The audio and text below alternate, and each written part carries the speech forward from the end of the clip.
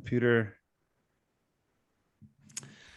All right, and now I am joined by former Canucks host from the 50th season, 2019 and 2020, and he was going to return this year, but he made a bigger move. Tyson, no, I'm going to butcher your last name. Is it Geick?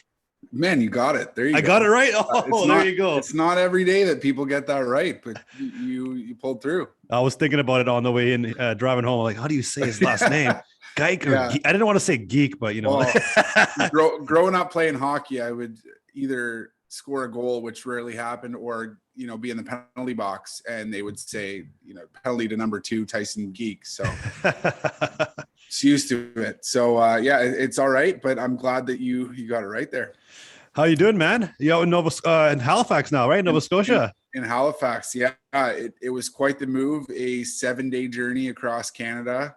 I did the drive kind of, straight shot. I went Calgary to Winnipeg to Sudbury to Hamilton to Ottawa to Quebec City, wow. And then Quebec City here. So it was quite the trek. I packed my entire life into my Sorrento and luckily made it here. I sold everything that didn't fit. So good old trusty Kias, eh?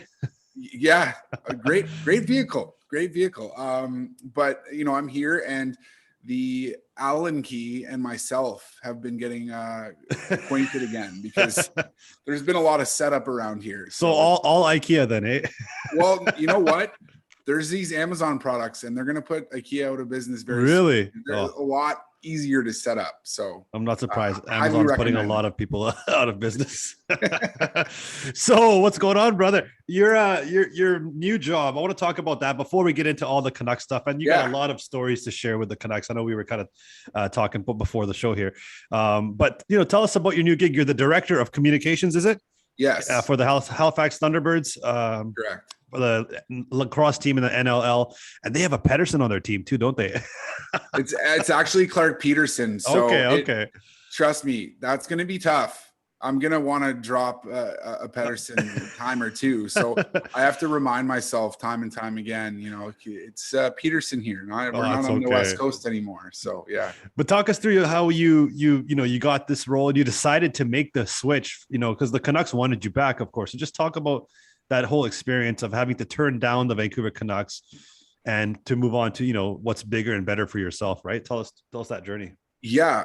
I mean, first and foremost, I love everything about the Canucks, and especially the game entertainment team that I got to work with. So it certainly wasn't a knock on them. I completely enjoyed my time in Vancouver, and it was really a dream come true getting to work with the team and to have been offered a full-time role. I mean, it was something I always dreamed of kind of growing up. I always wanted to work with an NHL team, but I've got some roots in lacrosse, and the opportunity kind of presented itself last year. It was September, and the pandemic was going on. I started doing some work with the Thunderbirds, and I was working remotely. So I got my start with the team at the 2020 NLL draft and just continued to work with them all the way through. And the NLL season got canceled, but I continued working with the organization. And when it comes to lacrosse production and media and even, the ownership to the coaching staff, like this is the cream of the crop for lacrosse. And we get the chance to do something very special here in Halifax.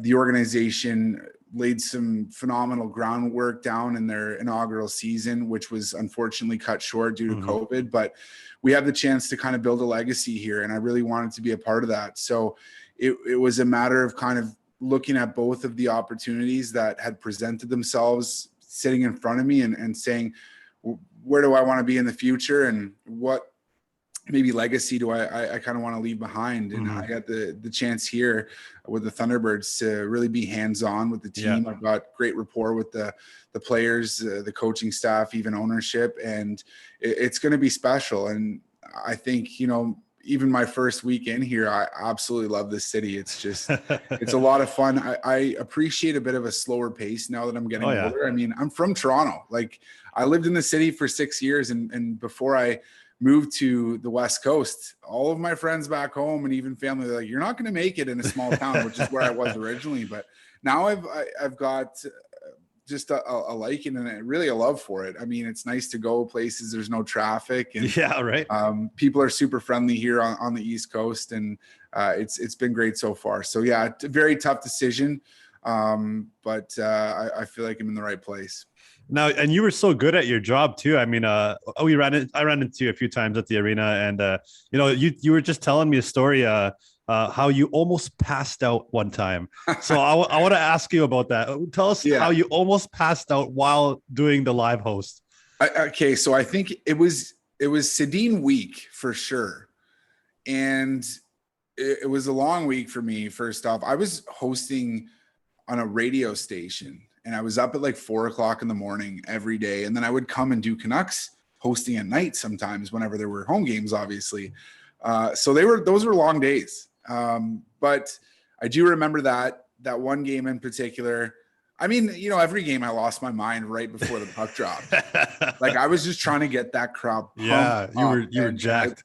I love doing it. You'd see the vein in my neck popping out and my forehead. I was pretty unattractive, but that wasn't the name of the game. I was screaming my brains out, and I just remember seeing stars when it was done. And I walked down. I was like, I might just fall on my face. And oh man, I had to kind of collect myself afterwards. And like, holy smokes, man! I just about passed out there. But it was awesome getting the chance to lose my mind on the mic there, and I had a lot of fun doing it. And hopefully, I got the crowd pretty pumped up there.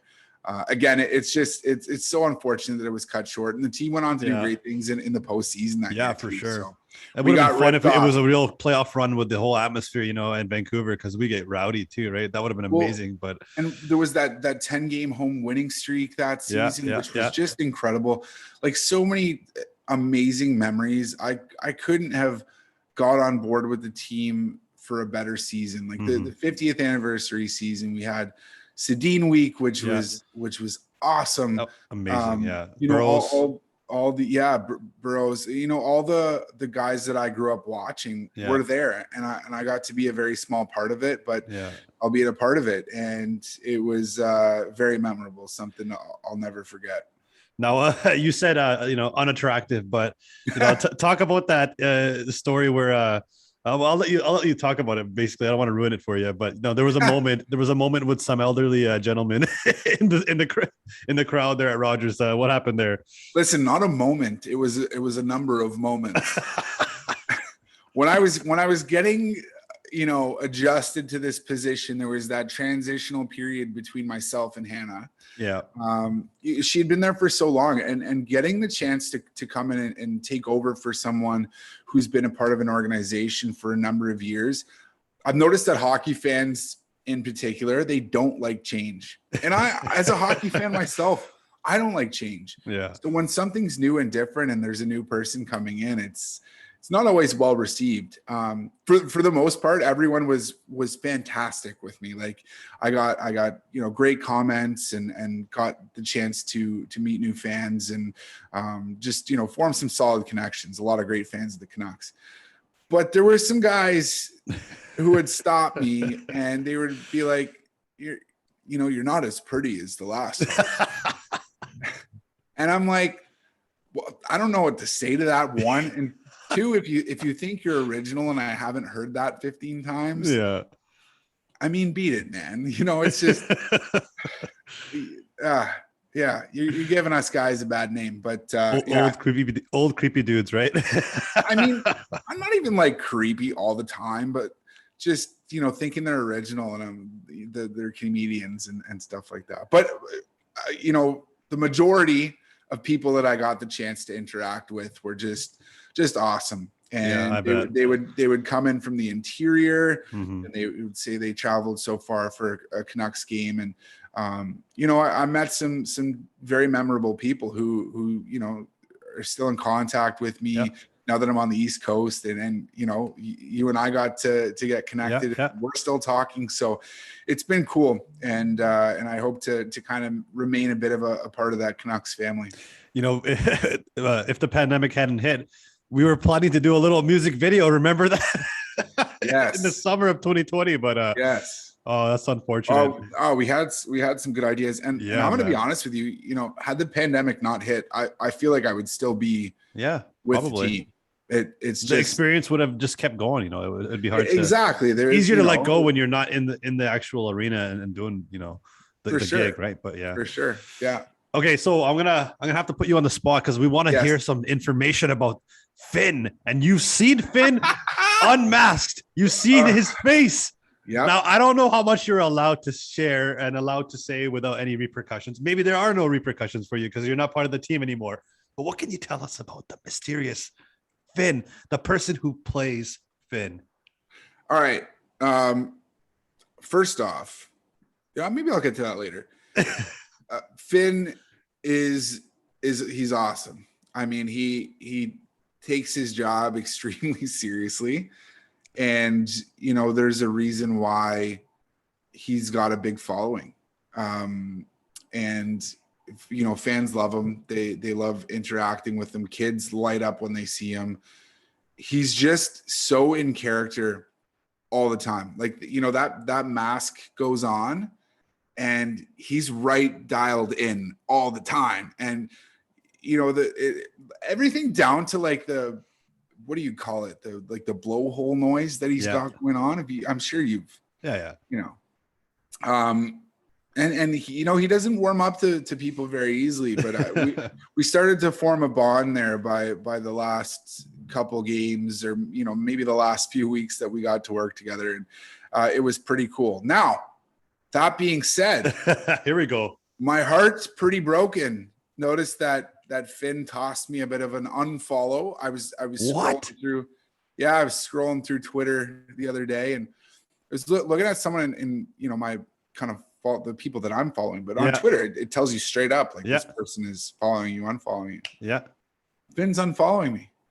So maybe our bond wasn't that strong, but what happened there? You know, I remember going out, taking the time out of my day to go and, you know, shoot some content with him. And just a tough divorce. Maybe he was sad to see me go and didn't know how to kind of cope with it. And, you know, didn't want to see my updates all the time.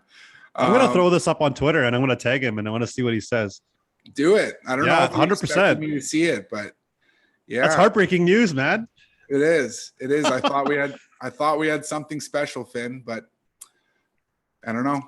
Well, we'll get to the bottom of that for you, Tyson. Yeah. Yes, please. Thank you. So talk us through some moments like with the players themselves. You know, you got to interview a few and maybe chat with them behind the scenes. Because we don't know who the new host is going to be yet. I think they're still. They announced one already, or no? I don't think so. Yeah, we don't know yet. Exactly. So still going through the process. Yeah, the team got pretty lucky, just given that I think the first home games aren't until deep in October, right? So lots of time to kind of, you know, make that switch over. And they're looking for a new DJ right now. I think they're going to be kind of running through a couple people. There's actually a guy from the East Coast. I don't know if I can share that information, but a guy from the East Coast. Well, you're not part of the team now. Share whatever you want, buddy. Well, sure. Yeah. He actually DJ'd at a bar that I worked at in Toronto. Mm-hmm. And he was great. I think I recommended him to the team when they were, you know, considering someone new, and he was involved in like Red Bull 3 style. And he's like a great scratch DJ. And yeah, I can't say enough good things about this guy's work. He's awesome. So he's going to be flying out there for some preseason. Do you know anything about why was it DJ Barron? I think it was why she left. Do you hear anything about that? Yeah, creative differences. I mean, that's what they said on the news and on the headlines. But what, you know, there's always more details there. Give us something. I know you know something.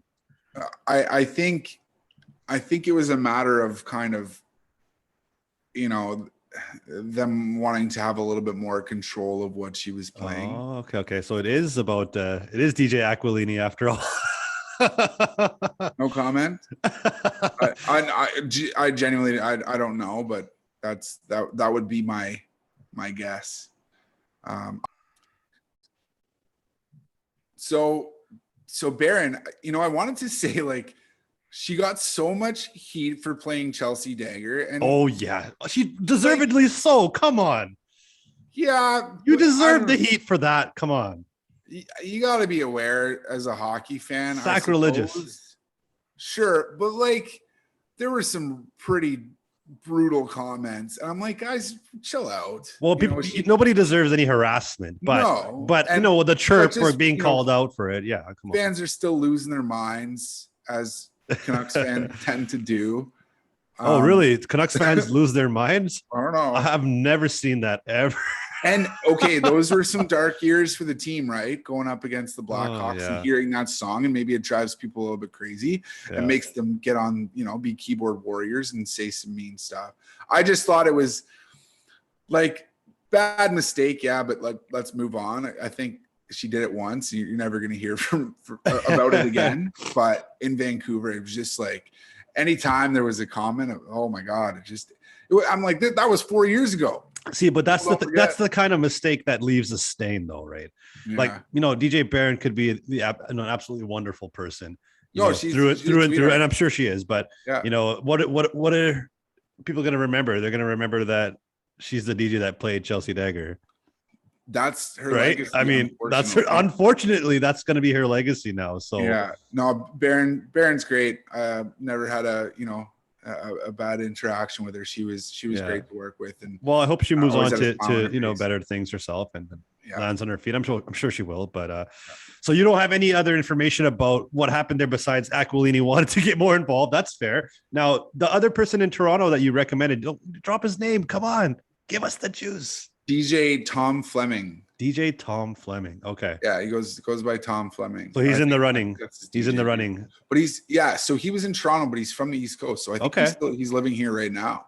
So we're doing a little trade. Little trade there. Hey, that kind of makes traded, sense. Yeah. With the Thunderbirds. I don't know. Nova Scotia. Hey, you're the director of communications. You should know that. I'm still getting worked into the role here. So give me some time to adjust.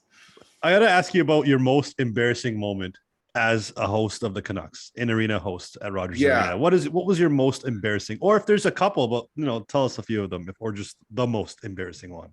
I had to think about that when we were talking. I was like, and I got by okay. Like I was year one, so there's mistakes that are bound to happen. Yeah, you're a rookie, but you handled it like a pro. For sure. You learn. You get past those mistakes. I didn't play Chelsea Dagger, which is good. But see, you can't let go of it. I think, okay, one of the things, and I didn't bring this up before, one of the things that I was very bad at, and I come from like a broadcasting reporting background, right? Okay. Like I worked all across the OHL interviewing guys. I got my master's in broadcast journalism. So I've done things on camera for a number of years and like reporting. Yeah. But the mini minor games, the kids would come over and I'd have to ask them 3-4 questions. And I had a tendency to use big words. And the kids would look at me like, what are you talking about? Right? They'd be, huh? I'm like, oh boy. And they told me before, like the game entertainment team, like, maybe dumb the questions down just a bit. And lo and behold, guess what I did right after? I used some more big words and confused the kids. So that was one. I was like, damn it. It's just force of habit.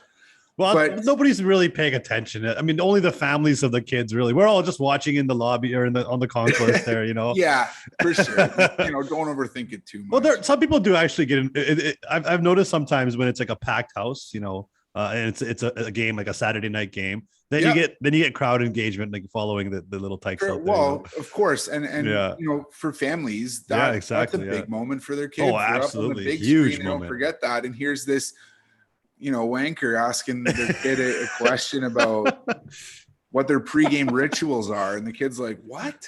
So oh my God. that would be one, and the other one that jumps out, and I'm sure. If you were to ask Steven Van Voot what my most embarrassing moments are, he might have his own separate list. I'm sure they do. Yeah. They're going to interview their new host and tell them what not to do. Based on what you did. Here's what Tyson did. Don't do that. Just learn from him. No, there was this one time I was up in one of the suites. Yeah. And I think there was like a country music event that was going on.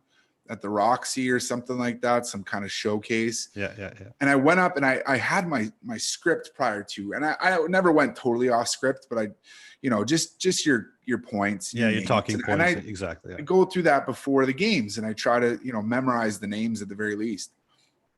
So I get up there, and there is a whole batch of names that I have to digest right before my hit. I'm talking like 2 minutes. I get up there like, oh, you actually have to introduce these 4 people, and this is his performer name and whatever. She goes by this. And then we get to, I think it's Megan Merlot, and she's a Canadian country singer, I believe. Yeah. I should know this now. But for whatever reason, I was just struggling with that name. And so it came time, and I was like, ding, ding, ding, got the 3, got time to say her name, and I completely flubbed it, and it was bad. And I looked at her, and she looked back at me like, you idiot. And so, yeah, I flubbed her name. She's somewhat reputable, I believe. And what's her name? Who is she? Megan Merlot. Oh, you said it. Oh, yeah. Sorry. Megan Merlot. Yeah. And like, that's not that hard. I'll have to check this after just to double check. But yeah. So that was, at least you didn't call her Meghan Markle though, right? Yeah, maybe that was it. You could just see the life like rushing out of my body. I was like, nah. So that was probably the worst one that I can think of. Yeah, it wasn't too bad though. I got by season 1. Okay, so we're good. So you mentioned your favorite player growing up. It's also my favorite player growing up. Yeah. Marcus Naslund. We have something in common. We have something in common there. Did you get to meet him? Did you get to talk to him? I did. Oh, you lucky son of a gun. I did. That was awesome. Like Marcus Naslund for me was that guy. I think I had his curve on my hockey stick for a while. Nice. I loved watching him play, and he just played with such class, and it was really cool to meet him. And he was such a down to earth guy. I mean, everyone that I got the chance to interact with they were just great people. Had a great chat with Kirk McLean. Really loved him. Roberto Luongo was awesome. Burr. Brendan Morrison, a part of the West Coast Express line. He was great to talk to. Has he fixed his teeth yet? I think so. Yeah, he's looking all right. Nothing jumped out to me, but and then Trevor Linden, like, oh yeah, what a man rocket. He was.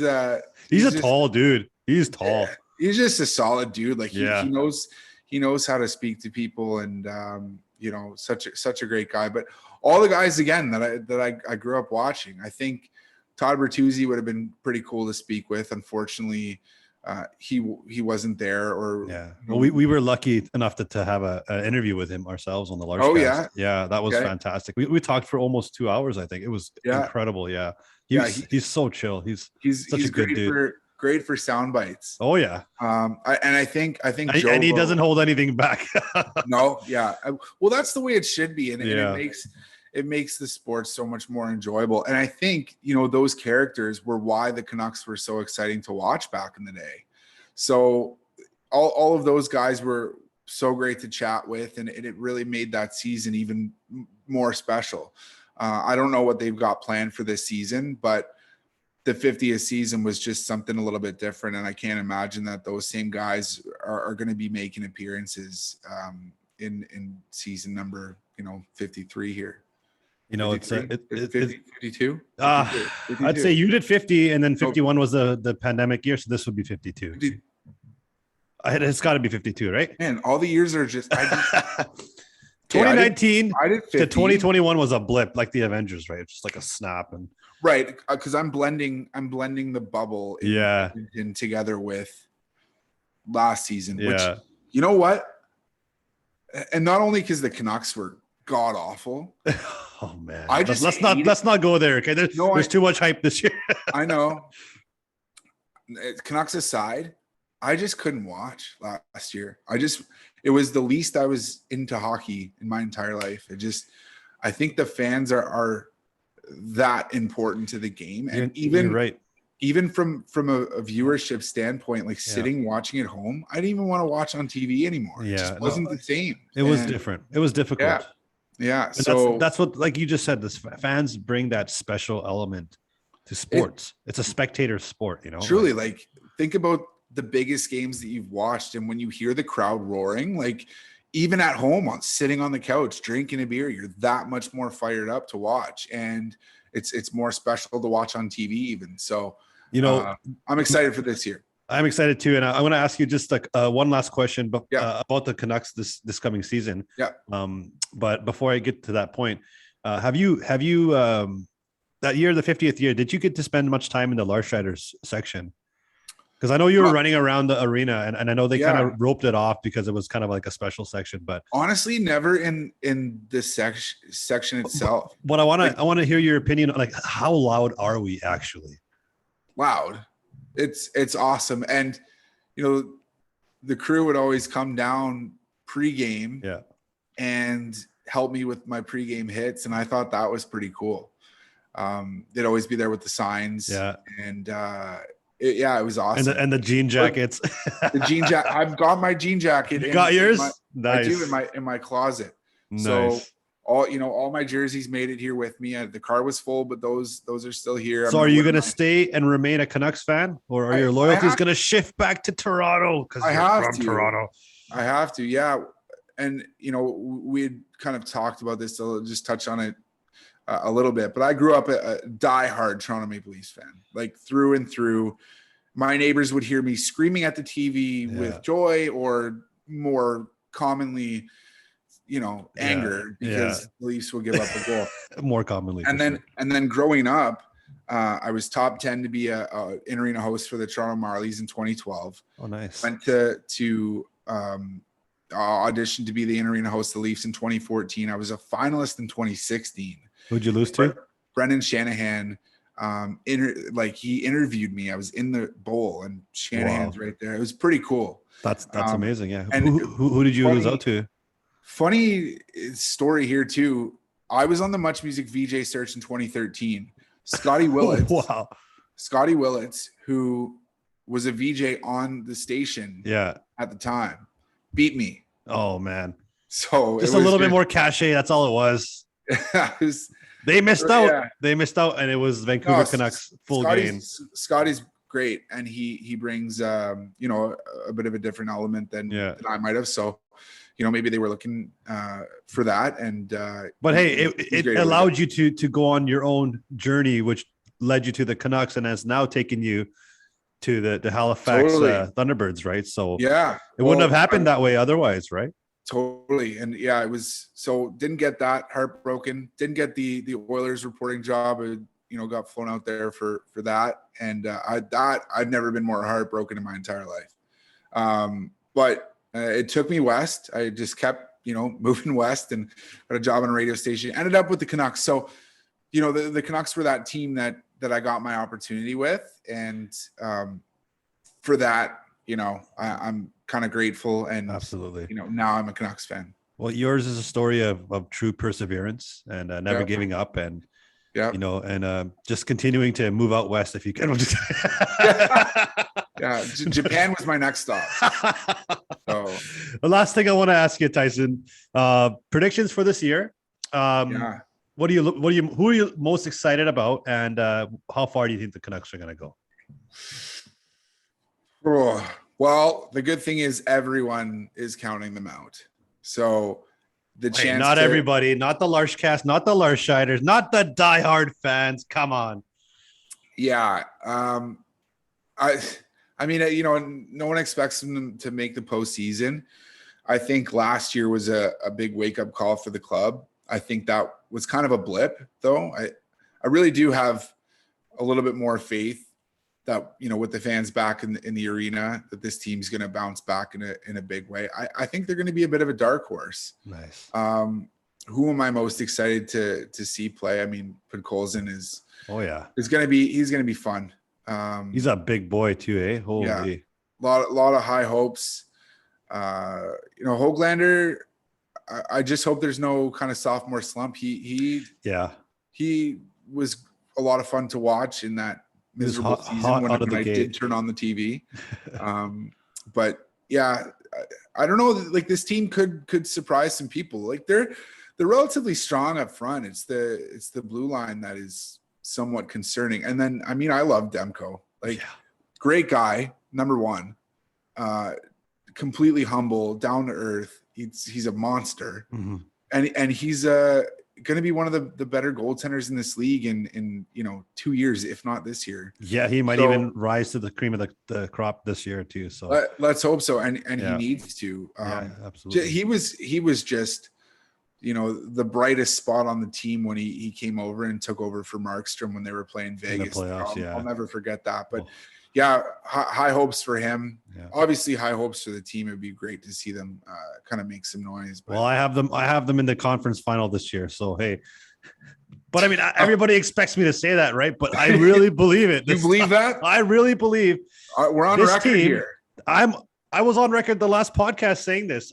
It was a hot take, but it's something I actually believe. I think the Canucks are that good. I think people are a bit too pessimistic just because of last year. But if last year was an underperforming year and the prior year was overperforming, well, you got to take both situations into account. And now you've made the team is like much more improved this year, and do you a lot more. You think they were overperforming though? I mean, I don't think so but people will always reference them as a bubble team that exceeded expectations in the bubble playoffs. Yeah. But they always forget like a full 82 games, there's going to be highs and lows. And everybody references, they were on a losing streak when the season ended, got shut down. True. But Besser just got healthy. Besser just came back. Yeah. He got healthy. Demko was finding his groove.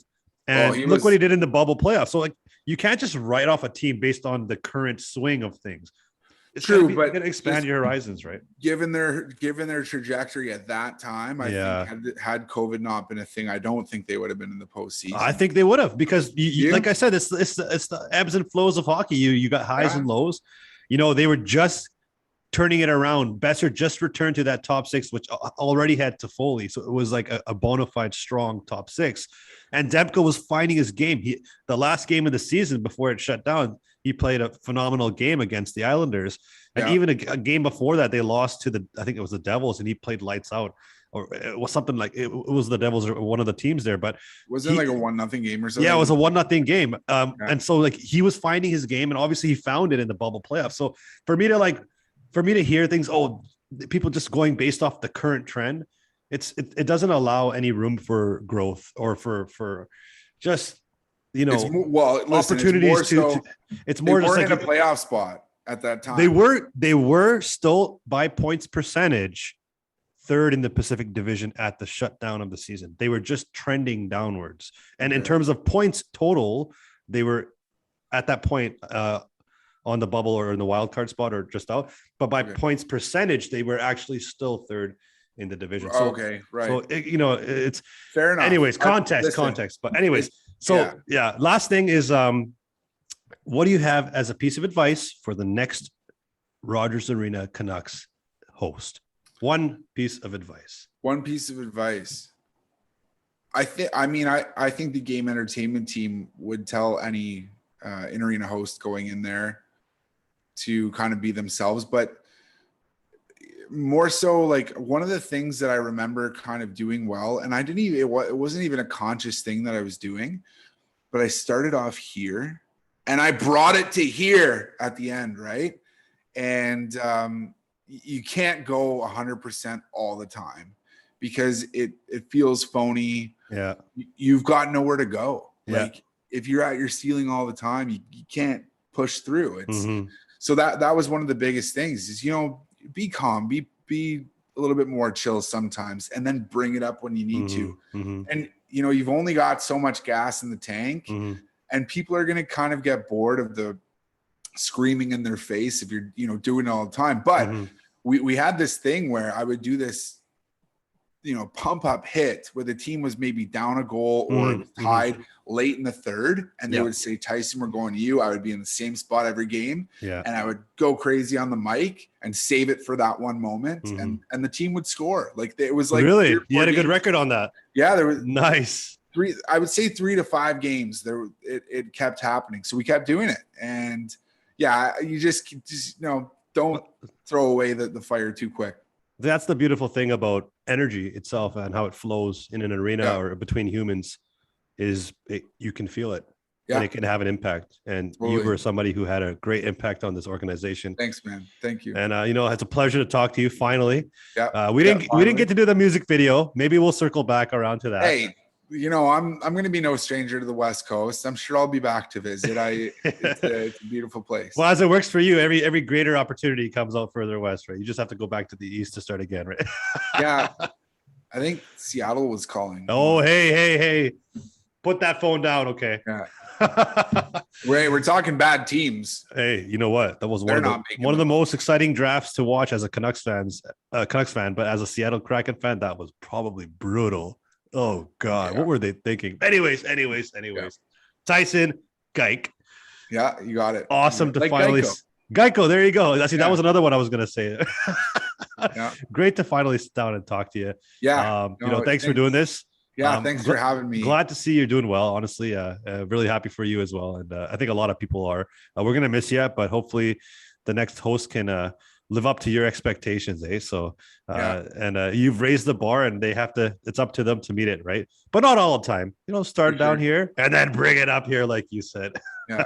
Well, hey, listen, thanks so much for having me. I'm glad we got the chance to kind of catch up, and man. Great memories from my time in Vancouver, and we'll be in touch. Go Canucks, go. Go Canucks, go. Take care, everybody.